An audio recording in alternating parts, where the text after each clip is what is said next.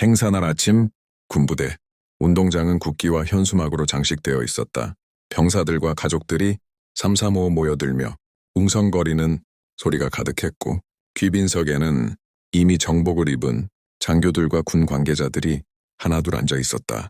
그때 한 할아버지가 행사장 입구로 천천히 걸어 들어왔다. 곱게 다린 양복 차림의 은색 머리칼, 그리고 오래된 지팡이에 몸을 기대고 있었지만 걸음걸이는 단단했다. 주변 사람들은 잠시 그를 힐끗 보았지만 누구도 그가 누군지 알아채지 못했다. 할아버지는 행사장을 둘러보다가 빈 귀빈석 쪽으로 조용히 다가갔다. 무심히 허리를 펴고 자리에 앉는 순간 옆에 있던 몇몇이 놀란 듯 속삭였다. 저분 누구야? 귀빈석은 함부로 못 앉는데 잠시 후 근처를 순찰하던 젊은 여군 하사가 다가왔다. 그녀는 단정하게 제복을 입고 있었지만 눈빛은 날카로웠다. 곧장 할아버지 앞에 서서 정색하며 말했다. 어르신, 여긴 귀빈석입니다. 일반인은 착석하실 수 없습니다. 할아버지는 아무 말도 하지 않고 그저 담담하게 그녀를 바라봤다. 미묘하게 미소가 번지는 듯 했지만 입술은 단단히 닫혀 있었다. 여군. 하사는 단호하게 팔짱을 끼고 서 있었다. 그녀의 표정에는 확신이 가득했고 주위의 시선도 의식하지 않는 듯했다. 어르신, 말씀 못 들으셨습니까? 이 자리는 귀빈들 전용입니다. 저쪽 일반석으로 이동하시죠. 할아버지는 조용히 숨을 고르며 지팡이를 곧게 세웠다. 그는 여전히 말없이 미소만 지을 뿐 자리에서 일어날 생각이 없어 보였다. 그 태도에 여군 하사의 인내심이 흔들렸다.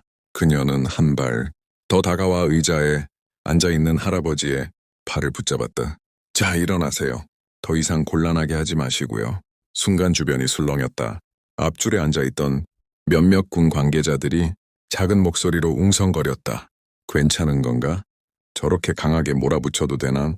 하지만 규정상 귀빈석은 지정된 사람만 앉을 수 있잖아. 할아버지는 여전히 힘을 주지 않은 채 팔을 살짝 빼내더니 천천히 자리에서 일어나 구석 쪽 의자를 향해 걸어갔다. 지팡이 끝이 바닥을 톡톡 울리며 행사장의 긴장감을 더했다. 그가 멀어져 앉자 여군. 하사는 작은 한숨을 내쉬며 자리로 돌아갔다. 하지만 그 순간 몇몇 사람들이 묘한 표정으로 할아버지를 바라보고 있었다. 마치 뭔가를 알아챈 듯이. 행사가 막 시작되려는 순간 멀리서 낮고 묵직한 엔진 소리가 들려왔다. 처음엔 몇 대의 차량이 지나가는가 싶었는데 곧이어 군용 차량 행렬이 줄지어 나타났다. 짙은 먼지가 피어오르며 대로 끝에서부터 검은 SUV와 지프, 그리고 깃발을 단 군용 버스들이 줄줄이 들어오는 광경은 압도적이었다. 사람들은 저마다 고개를 돌려 그 장면을 바라보았다. 뭐야 저건? 저 정도 규모의 에스코트라니 대통령이 오시는 건가? 군악대의 북소리가 울려 퍼지고 행사장 분위기는 순식간에 술렁였다. 차들이 멈춰 서자 검은 정장을 입은 수행원들이 먼저 내려 질서정연하게 주변을 정리했다. 군 장교들은 긴장된 얼굴로 곧장 자세를 가다듬으며 누가 내릴지 기다렸다. 귀빈석에 앉아있던 몇몇 인사들도 자리에서 벌떡 일어나 목을 길게 빼고 행렬을 주시했다. 여군 하사는 갑작스러운 상황에 눈을 크게 뜨며 속으로 중얼거렸다. 대체 누구시길래 저렇게? 잠시 후 SUV 맨 앞 차량의 문이 열리고 고위 장성들이 차례로 내렸다. 그들의 걸음은 단호했고 모두 한 방향 행사장 구석의 노인에게 시선을 고정하고 있었다. SUV 문이 열리자 가장 먼저 내려선 이는별. 4개가 반짝이는 예복 차림의 장군이었다. 그의 권위적인 기세에 주변 공기가 순간 얼어붙었다. 이어서 연이어 다른 장성들과 고위 장교들이 줄줄이 차량에서 내렸다. 모두가 똑같이 굳은 표정으로 행사장 안쪽을 향해 걸음을 옮겼다. 사람들의 시선은 자연스럽게 그들의 발걸음을 따라갔다. 하지만 그들이 향한 곳은 예상과 달리 귀빈석이 아니라 행사장 구석의 허름한 의자에 앉아있던 할아버지였다. 장군이 앞에 멈춰 서자 순간 주변 공기가 무겁게 가라앉았다. 이어 그 장군이 목소리를 높였다. 강성. 순간 뒤따라온 장성들과 장교들이 일제히 거수 경례를 올렸다. 우렁찬 목소리가 행사장 전체를 뒤흔들었다. 강성.